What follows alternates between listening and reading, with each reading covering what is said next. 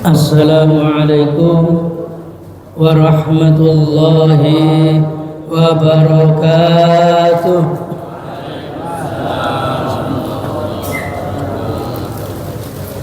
Bismillahirrahmanirrahim. Alhamdulillahi rabbil alamin. Wassalatu wassalamu ala asrafil anbiya wal mursalin wa ala alihi wa sahbihi ajma'in. Amma ba'du. Rabbi israh li sadri wa yassir li amri wahlul 'uqdatam min lisani yafqahu qawli. Hadirin yang dimuliakan oleh Allah Subhanahu wa ta'ala, di kesempatan pada pagi hari ini, marilah kita panjatkan puja puji syukur kehadirat Allah Subhanahu wa ta'ala, karena di pagi hari ini kita masih diberikan oleh Allah suatu nikmat iman Islam, terutama kesehatan, sehingga kita bisa melaksanakan ibadah rutin, yaitu sholat subuh berjamaah. Salawat serta salam kita tujukan kepada junjungan kita Nabi besar Muhammad sallallahu alaihi wasallam, yang telah membimbing manusia dari alam kegelapan menuju agama Islam, agama yang diridhoi oleh Allah Subhanahu wa ta'ala. Hadirin yang dimuliakan oleh Allah Subhanahu wa ta'ala, di pagi hari ini saya diberikan tema manusia yang dicintai oleh Allah Subhanahu wa ta'ala. Jadi Allah ini mencintai hambanya sesuai dengan kemampuan dan karakternya masing-masing. Dalam Al-Quran dikatakan, Kul in kuntum tuhibbunallaha fattabi'uni yuhibbukumullahu fir lakum dzunubakum. Katakan Muhammad kepada umatmu, kepada hamba-hambaku, kalau engkau mencintai aku, katanya Allah dalam Al-Quran, kalau engkau mencintai aku, maka ikutilah ajaranmu, suruh mengikuti ajaranmu, kata Allah Subhanahu wa ta'ala. Fattabi'uni, maka harus mengikuti ajaran Rasulullah sallallahu alaihi wasallam, baik itu ajaran yang sunnah maupun yang wajib, yang makruh. Harus kita ketahui, kalau kita mencintai Allah dan Rasulnya, maka kita harus tahu tata cara beribadah kepada Allah Subhanahu wa ta'ala. Karena orang yang dicintai oleh Allah Subhanahu wa ta'ala itu orang yang mendapatkan hidayah dari Allah Subhanahu wa ta'ala. Orang yang selalu mendapatkan hidayah dan mudah mengerjakan amal kebaikan. Seandainya dia itu biasanya sholat sunnah, ketika itu nggak bisa mengerjakan sholat sunnah atau karena sakit atau karena yang lainnya, dia merasa getun, merasa rugi, apalagi mengerjakan amal-amal yang wajib. Ini tanda-tandanya orang yang dicintai oleh Allah Subhanahu wa ta'ala. Eman dalam satu hari ini ada amalan yang tidak terselesaikan. Ini tanda-tandanya orang-orang yang dicintai oleh Allah Subhanahu wa ta'ala. Nah, di dalam Al-Quran ini juga dan hadis Rasulullah SAW ada 5 golongan yang selalu dicintai Allah. Yang pertama yaitu orang yang selalu bertobat kepada Allah Subhanahu wa ta'ala. Karena di dalam Al-Quran disebutkan, innallaha yuhibbut tawwabina wa yuhibbul mutatahhirin. Jadi orang yang selalu dicintai oleh Allah Subhanahu wa taala, dia pertama itu orang yang selalu berbuat tobat kepada Allah Subhanahu wa taala dan orang yang bersuci kepada Allah Subhanahu wa taala. Kita setiap hari, mungkin setiap saat selalu berbuat dosa, baik disengaja maupun tidak disengaja. Itu kita harus bertobat kepada Allah Subhanahu wa taala, mohon ampun kepada Allah Subhanahu wa taala. Kita tobat tidak harus berbuat dosa. Setiap hari minimal anjuran Rasulullah SAW, kita dianjurkan untuk baca istighfar minimal 100 kali. Astaghfirullahaladzim, astaghfirullahaladzim.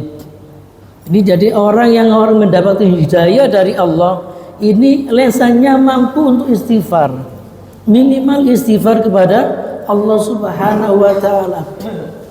Lebih-lebih mau sholat tobat kepada Allah. Waktunya terserah, pagi boleh, siang boleh, malam boleh. Jadi orang bertobat tidak harus berbuat dosa. Jadi dia merasa setiap harinya berdosa kepada Allah Subhanahu wa taala. Entah itu perbuatan lisan, mata kita, tangan kita, atau perkataan kita mungkin salah di hadapan Allah Subhanahu wa taala. Karena yang memandang ini Allah. Mungkin kalau kita dipandang manusia, kadang kita merasa benar, merasa lebih baik. Tapi pandangan orang lain lagi mungkin berbeda lagi. Maka dari itu, untuk menghindari berbuat dosa, kita harus bertobat kepada Allah Subhanahu wa ta'ala. Dan orang yang selalu bersuci kepada Allah Subhanahu wa ta'ala, karena syarat daripada ibadah kita kepada Allah Subhanahu wa ta'ala, syaratnya sholat kita diterima oleh Allah Subhanahu wa ta'ala, kita harus bersuci, baik suci pakaian, suci badannya, suci tempatnya. Ini harus suci. Kalau kita tidak bisa bersuci, lebih-lebih ini khususnya bagi bapak-bapak ataupun ibu-ibu, apalagi yang sudah umur 50 tahun ke atas, 40 tahun ke atas sampai 60 tahun. Ini kebiasaannya itu kalau kencing ini tidak bisa tuntas. Nah, ini harus kita perhatikan. Kalau kita ingin dicintai oleh Allah Subhanahu wa taala, maka kita harus bisa menjaga kesucian. Ketika kita kencing harus dituntaskan. Jangan sampai setelah kencing, setelah bersuci keluar lagi. Nah, ini mengakibatkan kita tidak bersuci. Suatu ketika Rasulullah SAW ketika berjalan sampai pada makam umum, Rasulullah diberitahu ada tempat tersebut ada suara menangis. Kenapa ini makam itu ada orang yang menangis? Dicari-cari oleh Rasulullah SAW, ternyata ada makam di situ, di dalamnya orang menangis. Akhirnya Allah memberikan hidayah petunjuk kepada Nabi Muhammad SAW. Ditanya, ini si mayat ini, kenapa ini mayat ini kok menangis di dalam kuburan? Ternyata ketika masa hidupnya beliau ini, ketika kencing tidak tuntas atau tidak bisa mensucikan kemaluannya, atau percikannya kencing ini mengenai badan kita. Nah, ini salah satu siksa daripada siksa kubur. Hadirin yang dimuliakan oleh Allah Subhanahu wa taala, mari kita untuk mensucikan diri kita, jangan sampai dengan najis ini amal ibadah kita menjadi hilang, tidak ada nilainya di hadapan Allah Subhanahu wa taala. Hadirin yang dimuliakan oleh Allah Subhanahu wa taala, yang nomor 2 adalah orang-orang yang dicintai oleh Allah Subhanahu wa taala adalah orang yang mempunyai akhlak mulia. Karena Rasulullah sallallahu alaihi wasallam dalam hadisnya yang diriwayatkan Imam Ahmad, beliau mengatakan Orang yang paling mulia adalah orang yang mempunyai akhlak yang terbaik. Mungkin dengan keluarga, dengan anak, dengan istri, dengan tetangga, dengan teman. Kita harus mempunyai akhlak yang mulia, yang terbaik, budi pekerti yang baik, dengan anak-anak menghargai, dengan orang tua menghormati, dengan siapapun bisa komunikasi dengan baik. Pada umumnya ini anak kalau sudah ditemukan orang tua sudah nggak nyambung. Mungkin karena kehidupan anak dengan kehidupan orang tua sudah berbeda. Sulit untuk nyambung, tidak bicara, mainan HP. Padahal di dalam satu rumah diam-diaman, jadi nggak ada komunikasi sama sekali. Nah ini kalau akhlaknya dari awal tidak dibenahi, ini keluarga kita makin menjadi rusak. Akhlaknya kalau tidak dibenahi dengan sesama teman, dengan sesama tetangga, nggak akan baik. Karena Rasulullah SAW diutus oleh Allah Subhanahu wa taala yaitu untuk menyempurnakan akhlak budi pekerti. Innama bu'itsu liutammima ma karimal akhlak. Sesungguhnya aku diutus oleh Allah Subhanahu wa taala hanya untuk menyempurnakan akhlak budi pekerti yang baik. Memang pada waktu itu Rasulullah diturunkan di kota Makkah. Akhlak budi pekerti orang Arab pada waktu itu sangat buruk. Kalau mempunyai anak kecil perempuan langsung dibunuh. Yang kuat menindas yang lemah. Tidak bisa menghargai orang tua. Makanya Allah menurunkan Rasulullah SAW di kota Makkah untuk menyempurnakan akhlak budi pekerti manusia. Dan para ulama soleh, solihin, semuanya diangkat derajatnya oleh Allah Subhanahu wa taala itu karena akhlak beliau yang sangat baik. Akhlaknya yang sangat baik karena mencontoh dari Rasulullah sallallahu alaihi wasallam. Salah satunya adalah Imam Ghazali. Suatu ketika ada sahabatnya bermimpi bertemu dengan Imam Ghazali, ditanya, "Wahai Imam Ghazali, apa yang menjadi diangkat derajatmu oleh Allah Subhanahu wa taala? Apakah karena ilmumu yang banyak?" Karena Imam Ghazali termasuk orang yang ahli ilmu. Tapi Imam Ghazali mengatakan bukan. Saya diangkat oleh Allah Subhanahu wa taala karena akhlak saya, karena akhlak budi pekerti saya dengan hewan. Pada waktu itu saya mengarang kitab dan tinta saya ini diminum oleh lalat. Ini tidak saya usir, saya diamkan sampai dia kenyang. Setelah kenyang baru pergi. Lah akhlak seperti inilah baru diterima oleh Allah. Semuanya amal saya diterima oleh Allah Subhanahu wa ta'ala. Makanya para ulama soleh-solehin gak ada orang yang gak baik, pasti baik karena akhlaknya mencontoh dari Rasulullah SAW.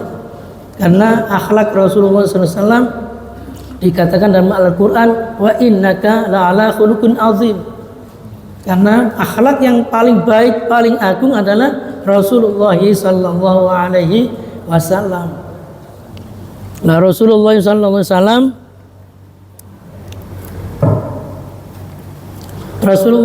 wasallam ini berjuang dakwah pada waktu itu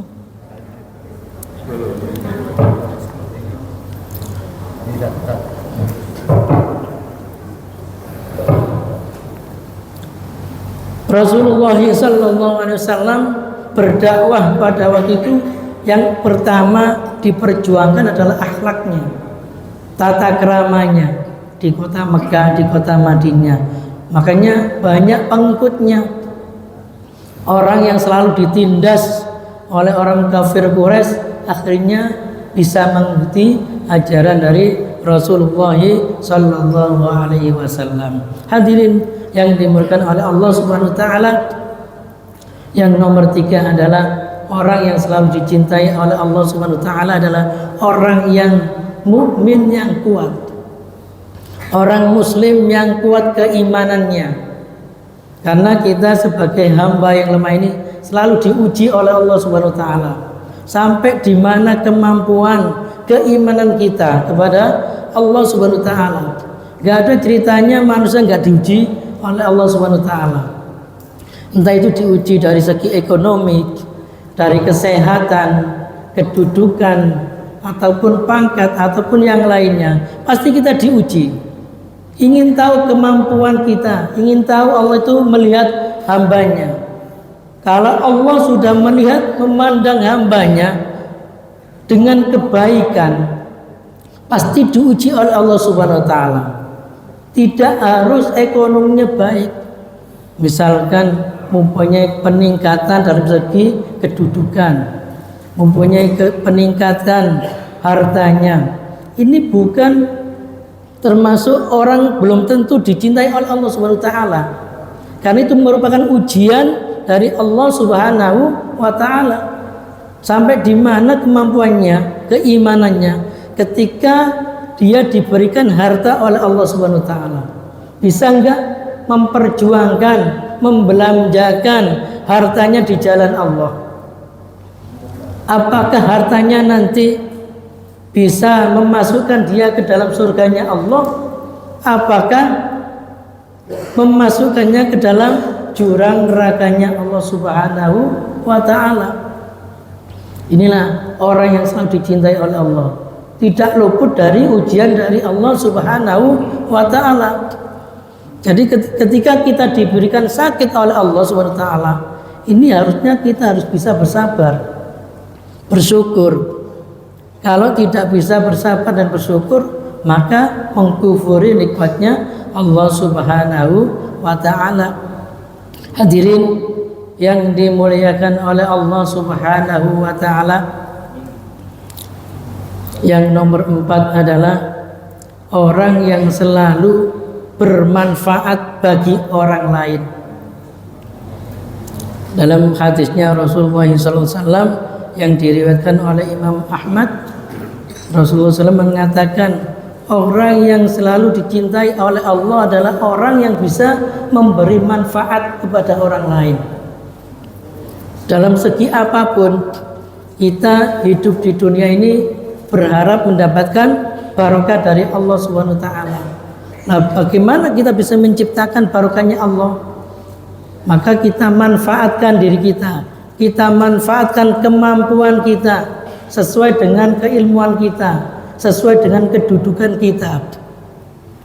Suatu contoh, kalau mempunyai posisi di pemerintahan, kita harus bisa memberikan layanan terbaik untuk masyarakat. Ketika berjalan di jalan ada paku, kita singkirkan. Ini bagaimana kita yang utama bisa memberikan manfaat dimanapun tempatnya, kapanpun waktunya. Kalau bisa kita selalu membantu, menyenangkan orang lain. Karena walinya Allah itu, kekasihnya Allah, orang yang selalu dicintai oleh Allah, itu selalu memberikan kesenangan kepada orang lain. Ketika ada orang lain mendapatkan nikmat dari Allah SWT, sebelum orang tersebut, orang yang mendapat nikmat bersyukur, dia mensyukuri dulu. Alhamdulillah, ini saudara saya mendapatkan nikmat ini. Alhamdulillah, teman saya sekarang mendapatkan dari Allah anugerah ini. Alhamdulillah, keluarga saya mendapatkan anugerah Allah ini. Nah, kalau mau seperti ini, maka Allah akan memberikan anugerahnya, mudah memberikan kenikmatannya kepada kita. Kalau mau berdoa, ini adalah salah satu doa syukur kepada Allah Subhanahu wa taala. Ini kalau mau diamalkan, insya Allah kita akan diberikan keluasan rezeki, kita akan diberikan keluasan kesehatan. Apapun hajat kita akan dikabulkan oleh Allah Subhanahu wa ta'ala. Ini adalah satu doa, walaupun nggak pakai doa bahasa Arab. Bangun tidur langsung doa mengatakan, ya Allah alhamdulillah.